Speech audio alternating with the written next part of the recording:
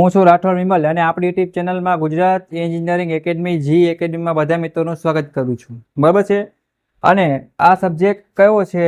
Construction quality control અને monitoring civil semester 6 ની અંદર આવતો સબ્જેક્ટ છે. તો ઘણા બધાને પ્રશ્ન ઉભા થાય, સર જીટીયુ નજીક આવી ગઈ, બરાબર, તો ક્યાંથી વાંચવું? અને હવે કદાચ માનો ઘણાને એવો ડર કેવો લાગે ખબર છે, સર મેં વાંચી લીધું કદાચ અને ઘણી વાર સાચું હોય તો ફેલ થઈ જાય તો શું થાય? તો આઈએમપી પ્રશ્ન પહેલા તમને હું પહેલા ક્લિયર કરી આપું કે આ તમારા 3 પોઈન્ટ છે ને, 1, 2 અને 3, આ 3 પોઈન્ટ ખાસ ધ્યાન રાખવાના. એટલે કે પેપર સ્ટાઇલ પ્રમાણે આખે પેપર લખવાનું છે જીટીયુનું, એ ખાસ ધ્યાન રાખજો. પેપરમાં કઈ રીતે પાસ થઈ શકાય, તો પહેલો રસ્તો આ અને ત્રીજો રસ્તો છે આ. તો આકૃતિ બધા મિત્રોને દોરવાની છે. જો માર્ક્સ કપાઈનું કારણ આકૃતિ નથી, પેપર સ્ટાઇલ પ્રમાણે લખતા નથી, એનો મતલબ ખાલી વાંચવાથી ભેગું ન થાય. તો આ 2 પોઈન્ટ સુધારો, પેપર લખતા શીખી જાઓ, મારા કલે જાઓ, એ થઈ જાય. પછી આકૃતિ દોરતા શીખી જાઓ, પછી શું કરશો તે તમને 30 આઈએમપી છે જે આ વિડીયો બતાવવાનો છું એ તમારે કરવાના છે. એ ગુજરાતી ઇંગ્લિશ 2 ભાષામાં હશે. તો અમુક ઇંગ્લિશ મીડિયમ વાળા, ગુજરાતી વાળા 2 મિત્રો છે એ સારામાં સારી તૈયારી કરી શકશે.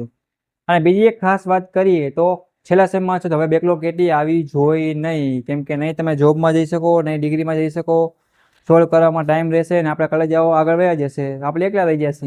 તો ભાઈ મારા મિત્રો સમજો અને આ સબ્જેક્ટને સારી રીતે પાસ કરી નાખો. Mission Gujarat civil semester 6 pass થાવ.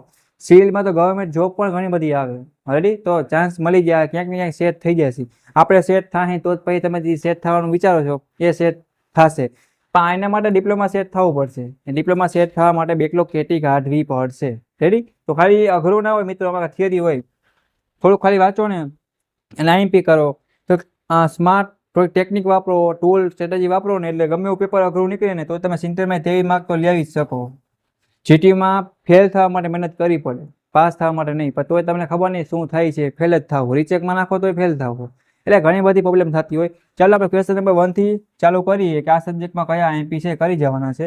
અને જીટીયુ એક્ઝામમાં બધા મિત્રોને પાસ થવાનું છે. ને કોઈને કાંઈ પણ ડાઉટ કરી હોય તો મને કોમેન્ટ કરવાની છે, વોટ્સઅપમાં મેસેજ કરવાનો નથી. કેમાં કોમેન્ટ કરજો, અહીંયા અમારી ટીમ એક્ટિવ હોય તો તમને ડાયરેક્ટ મેસેજ મળશે, પ્લસ તમને સપોર્ટ પણ મળશે અને તમારું સોલ્યુશન પણ થઈ જશે. રેડી, તો આપણે 30 પ્રશ્ન છે જોઈ જઈએ, બરાબર, અને ફટાફટ વાંચી લઈએ કેમ કે હવે થોડાક દિવસ બાકી છે જીટીયુના. રેડી, છેલ્લું સેમ છે. ચાલો મિત્રો આવી ગયા છે. અહીંયા તમને 2 ભાષામાં પ્રશ્ન જોવા મળશે, જેને જે અનુકૂળ હોય મિત્રો એમાં તમે તૈયારી કરી શકો છો, બરાબર છે. તો ચાલો પ્રશ્ન નંબર 1 થી આપણે ચાલુ કરીએ. મોસ્ટ આઈએમપી પ્રશ્ન, કન્સ્ટ્રક્શન ક્વોલિટી કંટ્રોલ મોનિટરિંગ, બરાબર, સિવિલ સેમેસ્ટર 6 ની આપણે વાત કરીએ. તો ચોક્કસતા અને ચોકસાઈ વચ્ચે મીન્સ કે એક્યુરેસી ને પ્રિસિઝન છે, એટલે કે તફાવત, એના પર તમારે જાણી વ્યાખ્યા પર ઘણી વાર પૂછાય મિત્રો, અને આના તફાવત પૂછાય, તમે તમારે રેડી રહેવાનું. નેક્સ્ટ વાત કરીએ તો TQM ના 10 મંત્રો તમારે લખવાના છે. પછી વાત કરી ગુણવત્તાના નિયંત્રણના હેતુઓ છે મિત્રો, એ તમારે સમજાવવાના છે. State the objective of quality control. પછી આવ્યું explain the role of civil inspector in QCIP. આ કરનાર જે વ્યાખ્યા છે મિત્રો, આ તમારે એટલી સમજાવવાની છે, ફ્રીક્વન્સી વગેરે બધી. પછી વાત કરીએ ક્વેશ્ચન નંબર 6 ની, જો વાત કરી છે અહીંયા તમને શું કીધું છે, એક્સપ્લેન ધ ટર્મ વેરિયેબલ, બરાબર છે, એના વિશે આખો પ્રશ્ન છે SQC નો, તે સોલ્વ કરી નાખજો. વોટ ઇઝ ધ NBC, આની ઇમ્પોર્ટન્ટ પોઈન્ટ કવર કરવાના છે, બરાબર છે. એટલે જે લખ્યું જ છે પ્રમાણે ગુજરાતી ઇંગ્લિશ જે અનુકૂળ એ પ્રમાણે ટૂંકનું લખવાની છે તમારે આના ઉપર મિત્રો. પછી મકાન માટે ઉર્જા કાર્યક્ષમતા છે એ તમારે સમજાવવાની છે. એનર્જી એફિશિયન્સી ફોર બિલ્ડિંગ, બરાબર છે. પછી હું GIBC અને GEM રેટિંગ સિસ્ટમ પર તમારે ટૂંકનોંધ લખવાની છે મિત્રો. પછી વાત કરીએ ગ્રીન બિલ્ડિંગ બનાવવા માટે ધ્યાનમાં લેવાતા મહત્વના મુદ્દાઓ છે એ લખવાના છે. એટલે write important point to be consider, એટલે કે તમારે ધ્યાનમાં શું લેવાનું છે કે ગ્રીન બિલ્ડિંગ બનતી હોય ને આખે એ. પછી વાત કરીએ આગળ તો તમને એમ હોય life cycle assessment of building અને and give advantage and limitation of LCA, બરાબર. તો આખો પ્રશ્ન પર ખાસ તમારે જોવાનો છે. પછી રાઇટ અબાઉટ GRIHANLEED, બરાબર છે, એના વિશે તમારે લખવાનું છે. પછી પ્લાનીમીટર નો ઉપયોગ લખો અને શૂન્ય વર્તુળ સમજાવવાનું છે, બરાબર છે.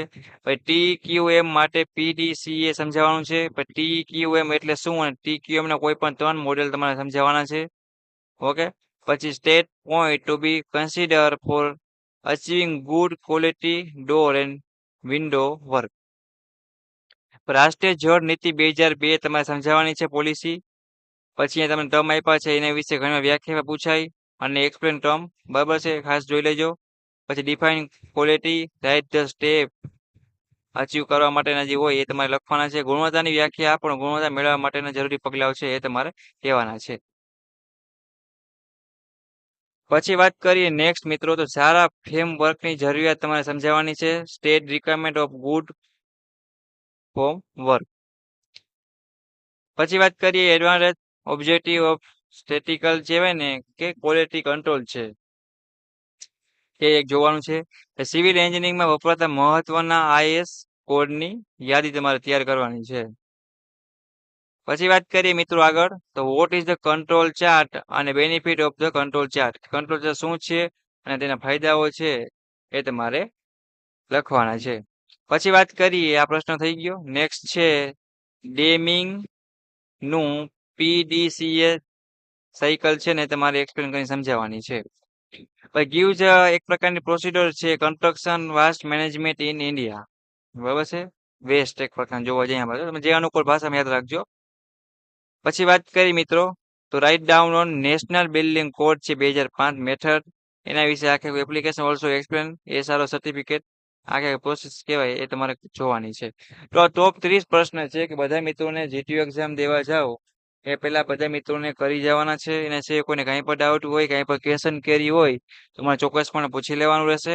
અને તમારા સિવિલ સેમેસ્ટર 6 ના બધા દોસ્તોના વિડીયો શેર કરો જેથી કરીને આરામથી પાસ થઈ જાય, બરાબર છે, અને તમે પાસ થઈ જાઓ. અને બધું સ્ટડી મટીરિયલ છે સિવિલ સેમેસ્ટર 6 ના વોટ્સએપ ગ્રુપમાં આવી જશે.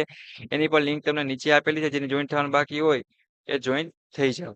પ્લસ બીજી વાત કરીએ મિત્રો, તો આપણી ગુજરાત એનજી એકેડમી યુટ્યુબ ચેનલની પ્લેલિસ્ટ છે એમાં પણ સિવિલ સેમેસ્ટર 6 ની પ્લેલિસ્ટમાં બધું મટીરિયલ એમાં આપી દેશે. એક બે સબ્જેક્ટ એવા હશે કે તમારે પે આ કરીને લેવું પડશે, બાકીના બધા છે ફ્રીમાં હશે. ઓકે, તો આશા રાખું છું જેથી બધા પાસ થઈ જાવ, છેલ્લા સેમમાં છો તો બેકલોગ કેટી વગર. એના સિવાય ક્યાંય અટકાવ છો તો મને ચોક્કસપણે કહેવાનું રહેશે. Okay, all the best for GTU.